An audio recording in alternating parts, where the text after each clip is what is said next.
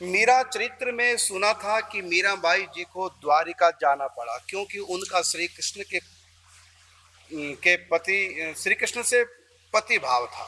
तो जो कृष्ण से पति भाव रख करके उपासना करते हैं तथा चिंतन में स्वकीय भाव से चिंतन करती हैं तो उन्हें ब्रज और निकुंज की प्राप्ति नहीं हो सकती है। राधासन जी, आपने सुना पूरा मीरा चरित्र जी। तो वही प्रश्न है, मीरा कृष्ण को पति मानते हैं, ब्रज में तो ये पति है नहीं, पति तो द्वारिका में है, जी। इसलिए मीरा को भी द्वारिका जाना पड़ा। जी। अब ये परेशान है, अब इसका क्या उपाय? जी। सर्वप्रथम पूज्य श्री महाराज जी के चरणों में साष्टांग दंडवत प्रणाम, साथ ही सभी वैष्णव बिंदु को दंडवत प्रणाम। इसका है पूरा उपाय है और आपने किया है इसका उपाय, ठीक से लगता है उन्होंने सुना नहीं होगा, इस प्रसंग को छोड़ दिया होगा।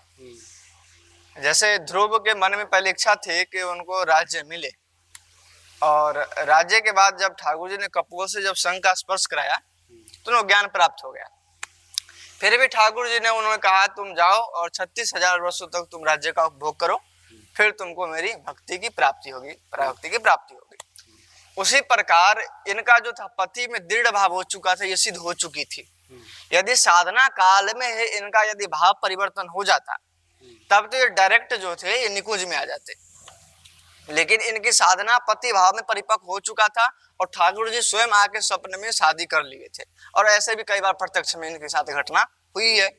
पहले ही ठाकुर जी के चमत्कार इनके साथ हुए, ठाकुर जी ने दर्शन कई बार दिए और यहाँ आके फिर ब्रज के प्रति जो है निकुंज के प्रति यहाँ आकृष्ट हुआ मन, यहाँ के रसिक संतों का संग करके। तो लेकिन अब उसमें उदृढ़ हो चुकी थी, तो वही जो रूल है ठाकुर जी का, पहले जो भाव होता है पहले उसकी पूर्ति करते हैं, फिर बाद वाला भी देते हैं। उसी अनुसार फिर यहाँ के सखियों ने, राधा रानी ने उन्हें द्वारिका में भेज दिया और बोला वहां जाके तुम रानी बनो, यानी वहां की उपासना करो।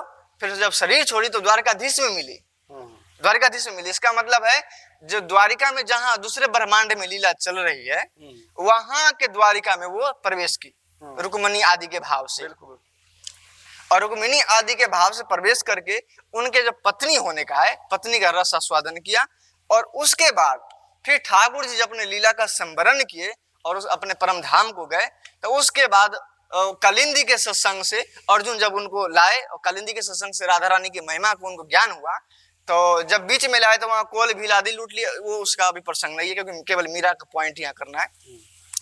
तो अर्जुन जब उनको ब्रज में लेकर आए तो ब्रज में आके फिर उन्होंने उद्धव जी का सत्संग किया और ब्रज का प्रेम प्राप्त हुआ। तो आपको भी यदि आपके बीज अंकुर हो गया तो बिल्कुल होगा, इसमें कोई संशय नहीं है। देखो, जिनके भीतर निकुंज का भाव आ गया है, रसिक संतों की कृपा से जान गए हैं, भले वो पति के रूप में उपासना कर रहे हैं, उनको भले कृष्ण पति के रूप में मिल जाए, वो द्वारिका की लीला में क्यों ना सम्मिलित हो जाए, अंत में उनको निकुंज में ही आना है, थोड़ा घूम के आएंगे, बस इतना अंतर है। मीरा डायरेक्ट कुंज में न जाकर के पहले पत्नी बनती है, द्वारिका में उस ब्रह्मांड में जाकर के, जिस ब्रह्मांड में श्री कृष्ण की वर्तमान द्वारिका लीला चल रही थी, तो पहले वो ब्रह्मांड में गई, उस ब्रह्मांड में और भगवान श्री कृष्ण की पत्नी बनी। उसके बाद फिर वो ब्रज में आकर के उद्धव से भागवत कथा सुन करके, प्रेम तत्व मर्म सुन करके फिर ब्रज की सखियों में सम्मिलित हो गई है।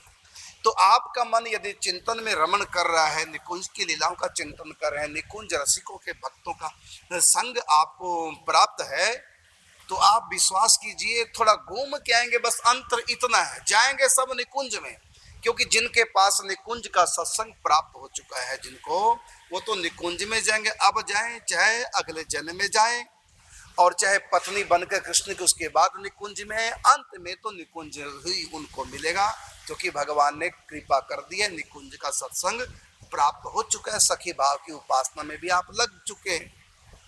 लेकिन किसी जन्म के संस्कारवश यदि पत्नी भाव है, और ये भी आवश्यक नहीं, सिद्ध होने से पहले पहले हो सकता आपका पत्नी भाव छूट करके राधा रानी की सखी भाव भी आ सकता है। तो सिद्ध अवस्था यदि आपकी हो गई पति रूप में, तब तो पहले द्वारिका ही मिलेगी, उसके बाद निकुंज मिलेगा। यदि सिद्ध अवस्था आते आते आपका भाव परिवर्तन हो गया तो डायरेक्ट आपको निकुंज प्राप्त होगा। महाराज श्री आप कुछ कहना चाहें? आपके चरणों में प्रणाम है। ये कहता हूँ मीरा जी की जो जीवनी है, अगर उसके साथ हम तुलना करें तो मीरा जी उस समय ऑलरेडी हो गया था, उसका बचपन में शादी हो गया था और उनको जो उपासना की पद्धति मिला वो यही पद्धति मिला था। लेकिन ये जो प्रश्न कर रही है शायद वो इसी संप्रदाय से जुड़ी थे, तो इसके कारण इसको तो अनुगत तो दूसरा प्राप्त हुआ है, जिसके कारण उसको निकुंज की सेवा सदा से मिलेगा, ये कन्फर्म है। ये तो मिलेगा क्योंकि ये तो दूसरा साधना तक करना रही है, ये केवल लेकिन का भाव पति भाव है कृष्ण को लेकर, प्रियतम भाव नहीं, सखी भाव नहीं, पत्नी का भाव है।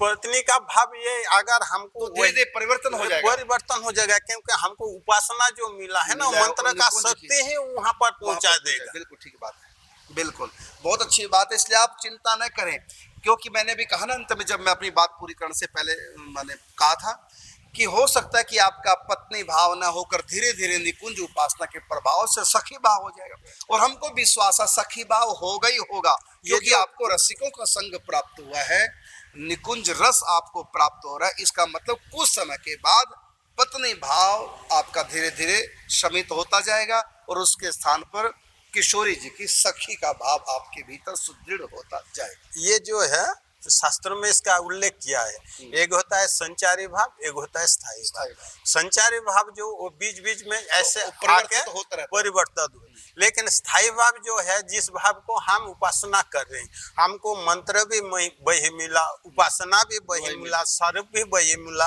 तो ये कभी कभी आके हमको विचलित करने की कोशिश करता है, लेकिन वो स्थायी नहीं। ये तो जन्म का संस्कार है ऐसा जो पति भाव, क्योंकि लौकिक रूप में तो सबसे पहले स्त्रियों को मैंने प्राय देखा जो भी कृष्ण की तरफ आकर्षित होते थे, इसी में होता पत्नी भाव, लेकिन ये जो मंत्र शक्ति और साधना की जो शक्ति है वो वहाँ पर पहुँचा देगा। बिल्कुल। और लीला शक्ति भी काम करती है, लीला शक्ति वहाँ पर पहुँचा देगा। जो कृपा निकुंज का सत्संग प्राप्त करा रही है, वही कृपा आपकी पत्नी भाव छोड़ा करके अंत में सखी भाव में आपको प्रतिष्ठित कर देगी। बस आप चिंतन करते रहिए निकुंज का और सत्संग प्राप्त करते रहिए इस रसोपासक संतों का।